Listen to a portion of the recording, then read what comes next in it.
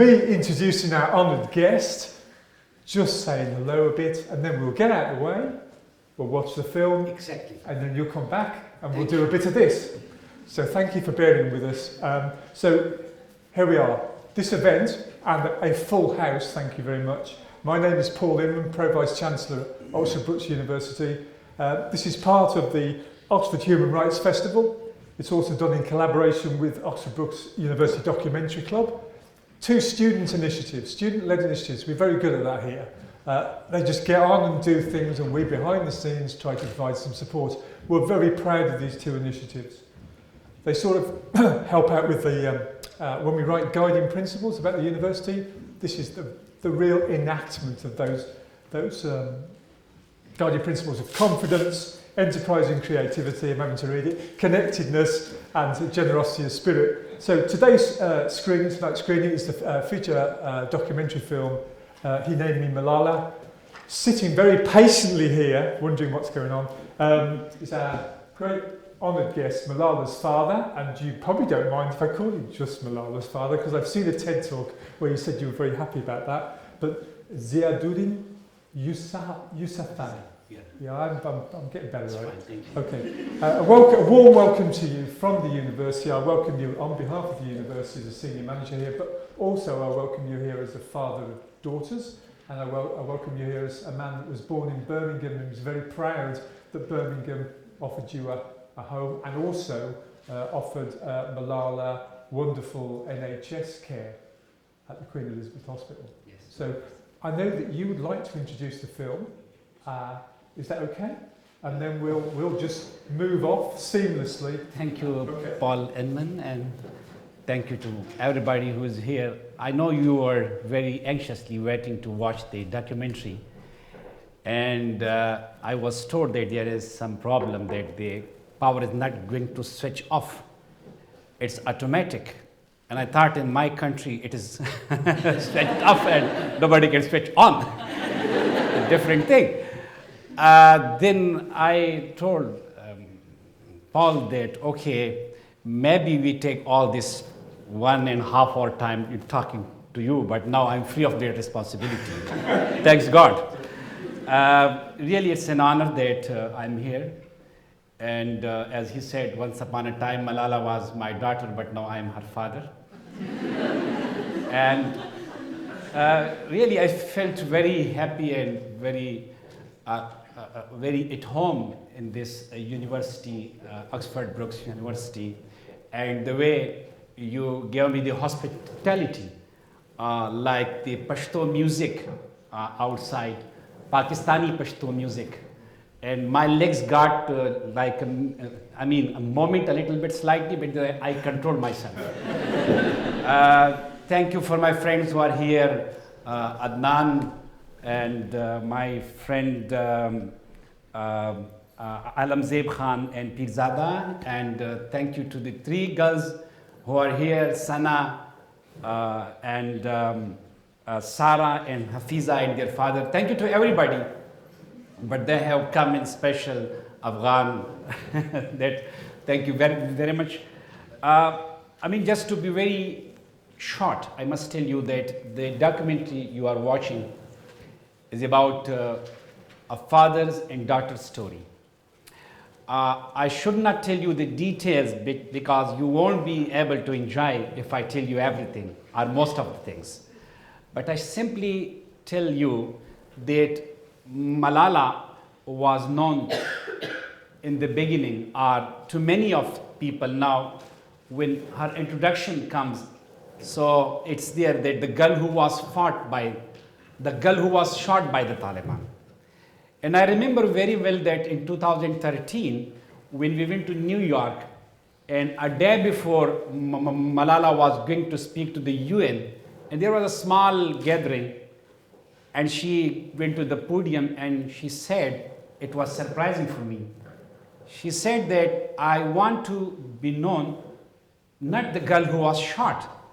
I want to be known the girl who fought. And I had tears in my eyes. And really, this documentary will tell you about the girl, not simply who was shot, but about the girl who fought. Enjoy. Thank you very much.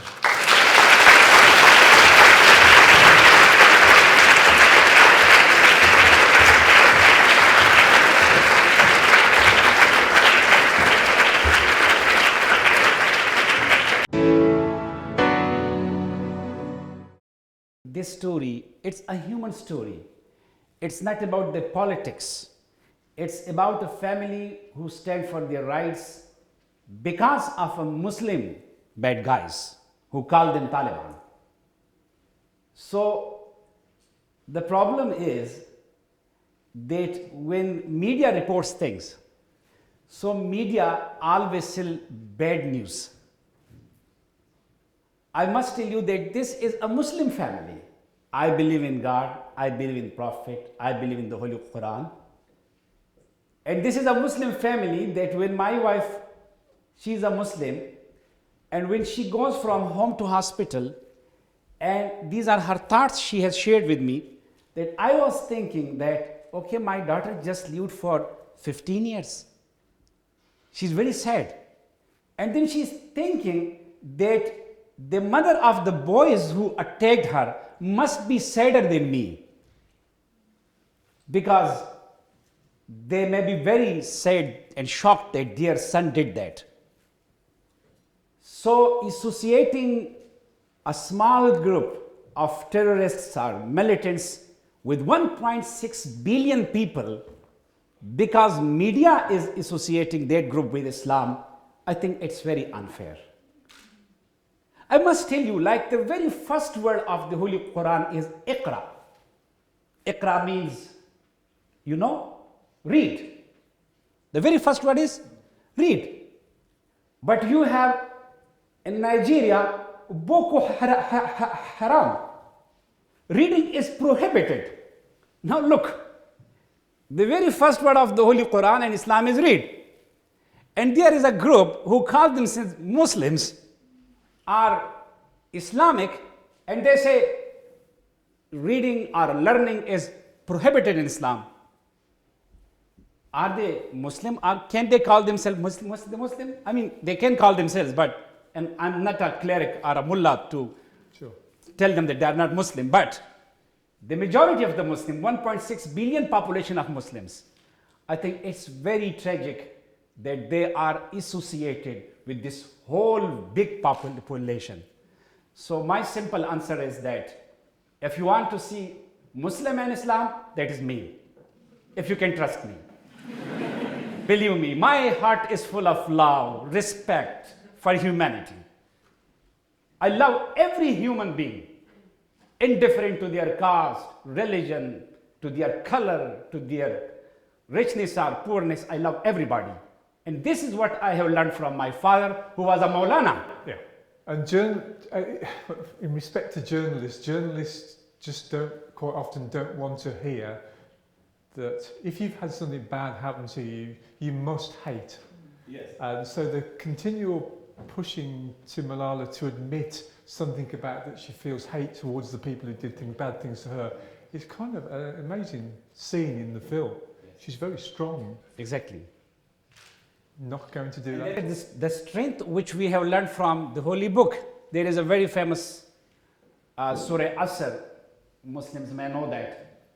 It says that the true Muslims and the true Muslim people are those who stand for the righteousness.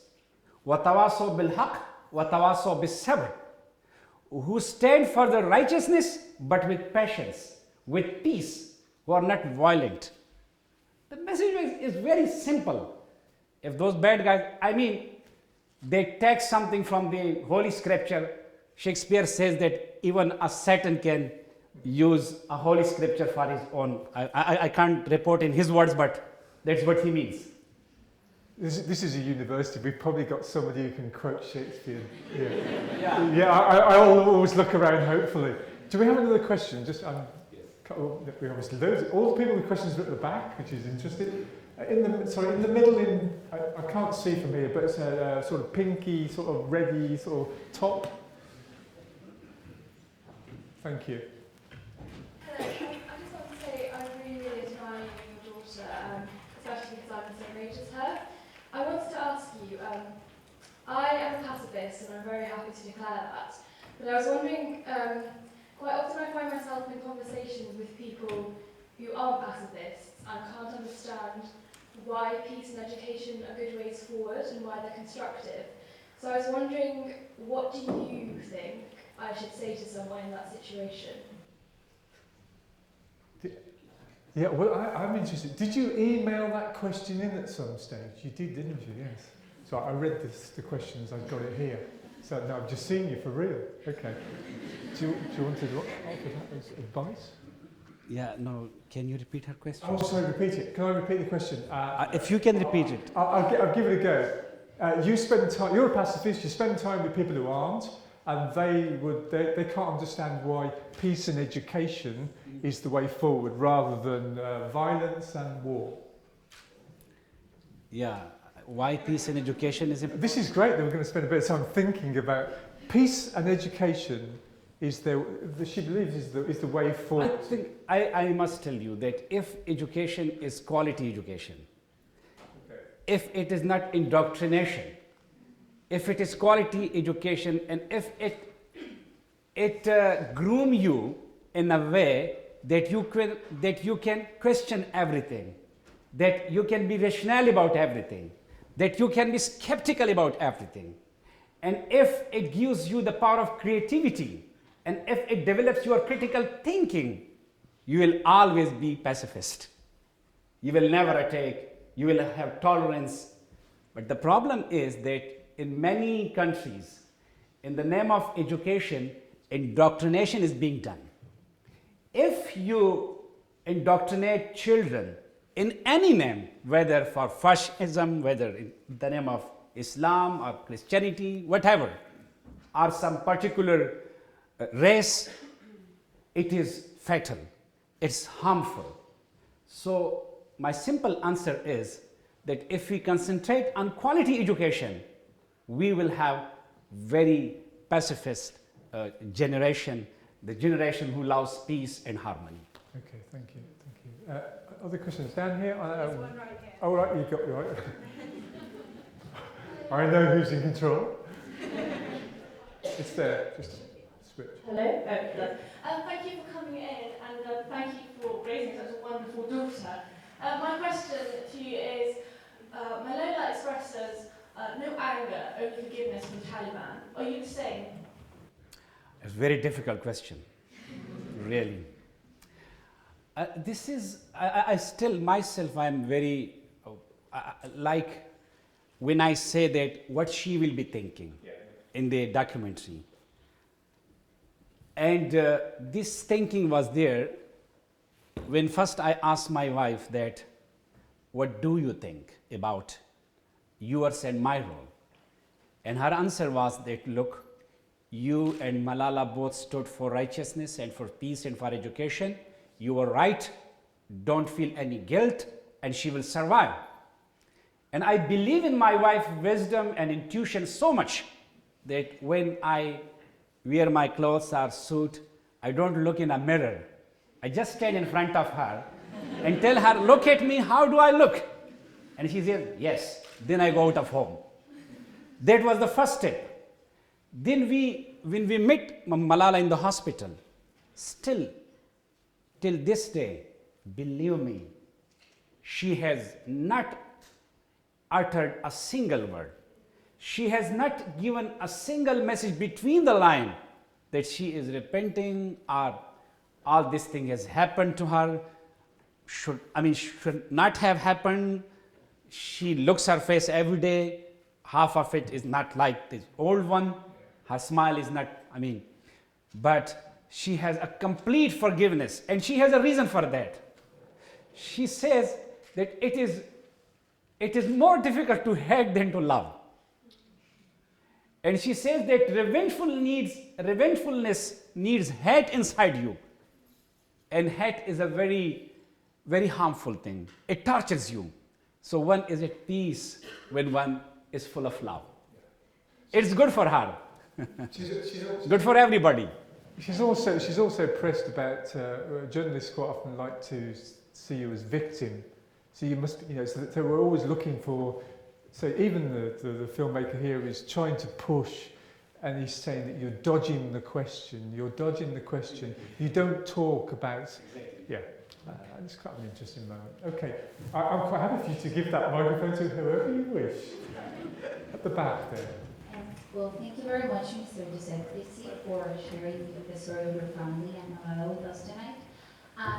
I feel really identified with the story of your daughter because I come from a country called Venezuela, where right now students are fighting every day and they are getting killed because they are asking the government because they would like to have the right to get an education that is not censored and that is not basically indoctrination. And they are asking the government to stop the violence.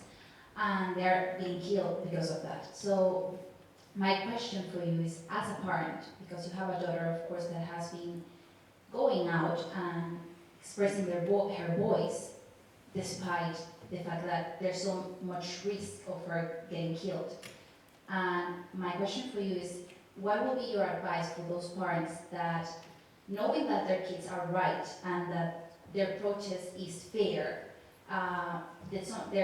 sometimes they ask their kids to stay at home because they don't want them to get killed. What would be your advice, and if you can expand on what made you send Malala out there, knowing that there was so much risk for her, or what encouraged you to let her speak even though there was so much risk? Thank you so much. Yeah, it depends on the circumstances where people are in. Like, this is not the ideal situation that a child has to speak for her right. We should not take situation, and we should not take situation to such a horrible state that all adults, political leaders, civil society, opinion leaders, they keep quiet, they stay back, and a teacher, I was not a stakeholder in a sense that why should I speak in such, for example, usually these politicians and MPs, it looks their responsibility that when the people are in trouble, they should come forward and they should speak for them. But a time comes, as she says, that then you have to choose. When you see that everybody is failing, your politicians are failing, your landlords and notables are failing due to one reason or other reason, then as a citizen, it becomes your responsibility that you come forward. And my advice to the parents must be that they should protect your children. That's the first thing. And they should themselves come forward if they see their country in trouble, if they see that the basic human rights of their children are violated. And I did that. My daughter, I always tell, and I'm asked that, what did you do for your daughter that she's so brave and poised and good? And I tell them, don't ask me what I did, ask me what I did not do. I didn't clip her wings. So the only thing that this parenthood is not like an engineering that you construct a building. You can inspire your child, you can inspire your child. And our children learn what we do, not what we teach. And you should, if you haven't already, there's your TED talk, which is online on YouTube. You should have a look at that. That's a great way to spend 13 minutes, absolutely. Other questions? And the microphone, I can see, I'm conscious that you're wearing white over there and you're standing out on that side of the room. So at some stage, will you just drop the microphone over there? In a minute, it's fine. Hello. Hello. I just want to say your documentary is really inspiring, and what your daughter did was also inspiring. And I just want to say, I'm from Sri Lanka, and I was always taught not to speak my mind, and whenever I had a thought and it might affect others, I was always told not to speak it, just because that's how I was brought up. I know Islam is a strict religion, and I know countries in Asia, they have such traditions where girls are not allowed to speak out loud. And Malala being a girl, what made you to push us to speak her mind to the public? she's saying that. I think you say that Islam is strict. I don't agree with it, because it is not Islam, it is the patriarchy. It is the norms and tradition and strictness of the patriarchal societies that stop girls from speaking, that stop them to be what they want to be. I was telling to this day, I was telling to somebody that when I was naming her after Malala Yousafzai, the reason was the power behind that name. Malala has her own identity. She has her own name. In patriarchal societies, when you take a lady, a patient, to a doctor, and the doctor asks, what is the name of the patient? And the male escort tells, right, Mr. So-and-so's wife, right, Mr. So-and-so's daughter. When you even keep the name of the girl hidden, you can imagine that what other rights you would be able to give to her. So I believe that it is patriarchy. It has nothing to do with Islam. In Islam, you know, Aisha, Khadija, many names of the wives of the holy prophets, and also many other. And they did businesses, they took part in the politics. So it is not about Islam, it is about patriarchy. So, but those norms, those traditions should be challenged. Like when I wrote the name of her on the family tree, the same cousin who were looking at me at that time with a grin on his face, like a grimace on his face. And after 10, 11 years, when Malala became a very big voice for the rights of children, and she was a very popular child in Pakistan, the same cousin, he wrote a long poem on her to praise her. So this change comes. We have to break the chains of patriarchy. We have to say no, and we have to eliminate all those traditions and norms that go against the basic human rights. This is very much important, and it could be done through education, through quality education. When you educate a girl, not only basic education, full 12 years of education is very much important. We, in many societies, okay, if a girl gets primary education, if she learns how to read and write, that's enough, she will be a good mom. Why? You can be a good doctor and she could be only a good mom. Then you also don't get education, you could be a good father. Just be happy with the primary and basic education. 12 years of education, 12 years of education, secondary education, it gives wings to girls. It's very much important. And I always tell that education for girls is not simply to learn, read and write. It's emancipation, it's freedom. Thank you. I'll just take one more, is that okay? There's one more question, the woman in white, and then we'll just round up. So. Yeah. Thank you for a wonderful film and Malala is an incredible example. I wondered what the attitude of the Pakistan government was to you and whether they've given you any encouragement or guarantees to return home. Encouragement from the government? Encouragement from the Pakistani government to... I must tell that Pakistan has supported Malala Yousafzai right from the very beginning. Although we have issues that, the state has a responsibility to protect its people and children. But after she was attacked, afterwards, I think it was a great help. All her treatment was done by the government of Pakistan. Every penny was spent by the government of Pakistan. And our support is being done by our country. But the important thing for us that how much education, how does the government prioritize the education? And we had 2-3 meetings with the Prime Minister of Pakistan in New York and in Oslo. And we have motivated him, rather, Malala demanded him that you have to put education as the top priority. And this year, we have a security forces military operation in Pakistan against the Taliban, which is called Zarb-e-Azab. And Malala demanded that there should be a Zarb-e-Qalam. You understand it? A strike with pen. Because militancy and terrorism and Talibanization could be defeated by pen, you can defeat a bad idea with good idea. Killing is not the solution. Okay. I'd like us to draw to a close. I think she wants to ask. See, no, you're warming to this. Okay, go on then. Okay. Yeah, wait for the microphone because Hope you will it's coming. And I promise, I'm being told, this is the last question, honestly. Thank you for coming today and thank you for your time. I'm also from Pakistani descent, so I can completely relate to the cultural traditions that they've spoken about in the documentary. Luckily, my dad, like yourself, is a huge advocate for education, and he pushed us. And if we got 95, he would ask, "Why didn't you get the 5%?" It was that kind of. Right. Through that, I've been able to become an educational psychologist, and I work in schools.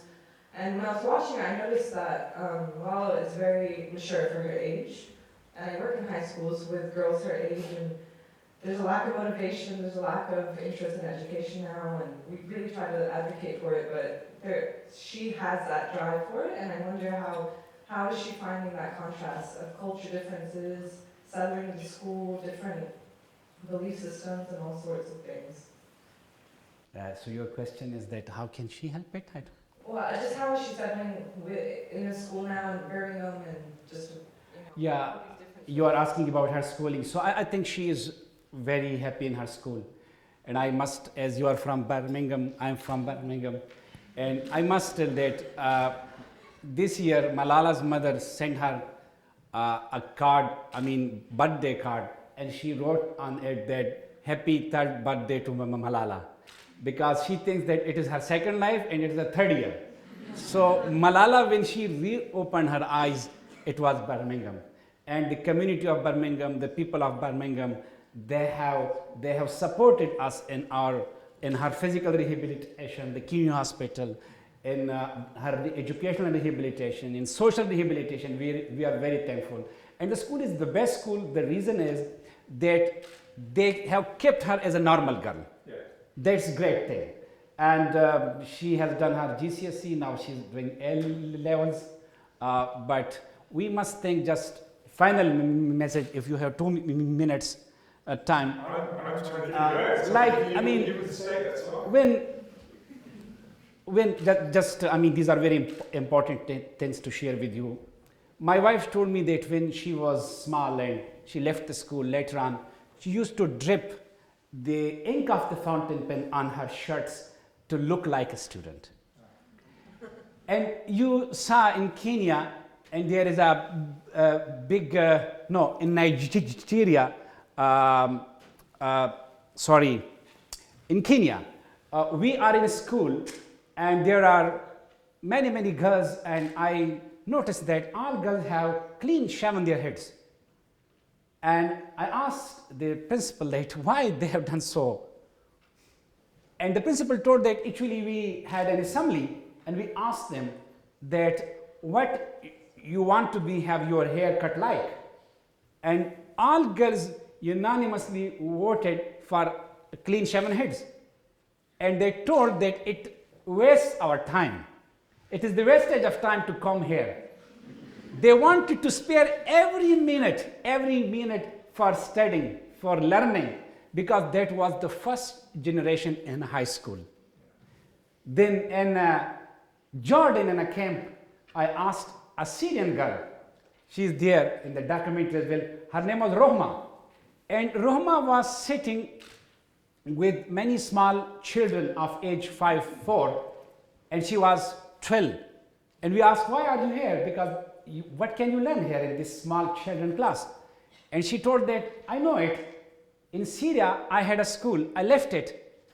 But the problem is that I come here to sit with these children with an intention that if I can't read anything new, I will not forget old, what I have already learned. So this educational issue, this crisis, the worst crisis, refugees children crisis is now in Syria. You must know that there are 2 million Syrian children in Syria who can't go to school. because of the wars and conflict in Syria.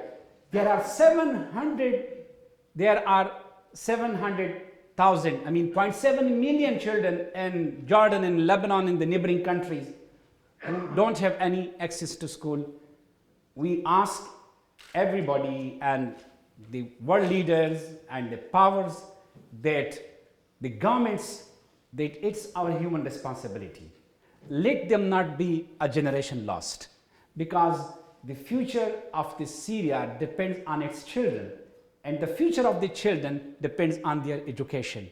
So we must all play our role to help them, that 10 years later, when this war will be over one day and these children will be grown up, they will be educated, skillful Syrian children, and they will go back and rebuild their country. That is, with that note, thank you very much. Thank you.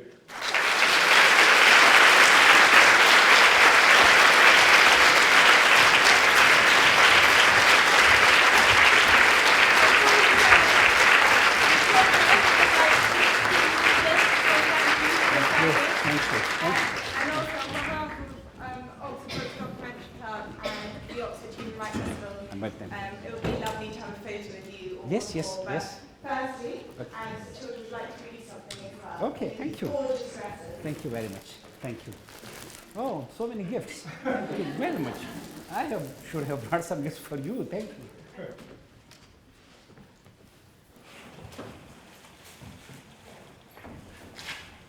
Good evening to all of you. Before I would like to say a few words, I would like to say a big thanks from Oxford Brookes University and the people who organised this amazing documentary that we really enjoyed. My name is Sana Shigiwa and my mom's called Malala as well. I hope one day we will meet you, Malala, because me and my family members are a big fan of yours. We always pray for your bright future. Finally, I would like to say your words. One teacher, one book, one child, one pen can change the world. It could be any of us. Keep trying and never give up. Thank you for your attention. Manana. Beautiful. Thank you. Thank you very much. Thank you. Thank you. Thank you.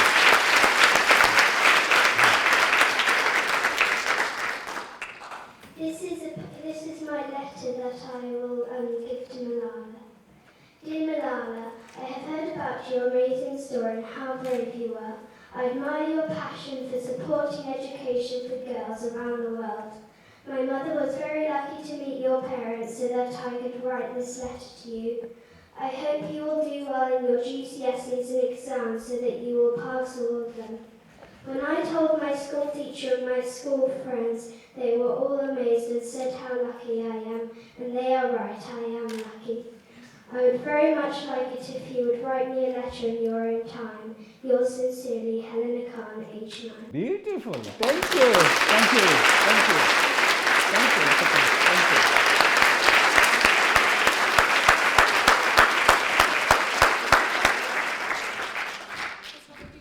Yes, of course. Thank you.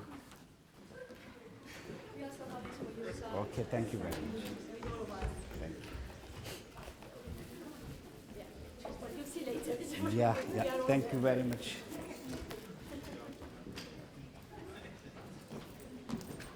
No, thank you.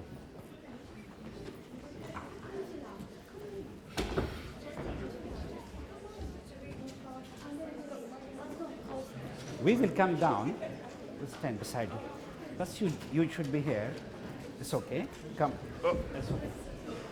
Shabash. Very good. Great.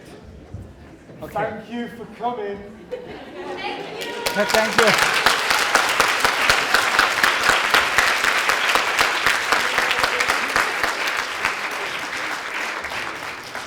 Taas un biara shaken.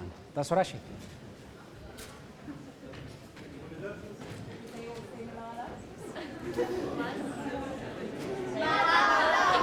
Thank you.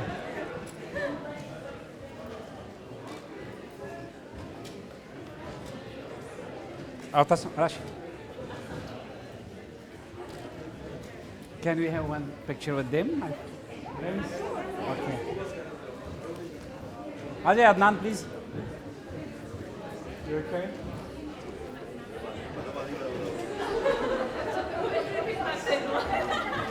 Please.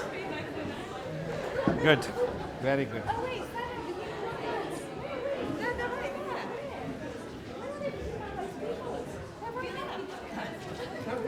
Okay, this way. Okay, this way. Okay, thank you. Thank you. Thank you very much.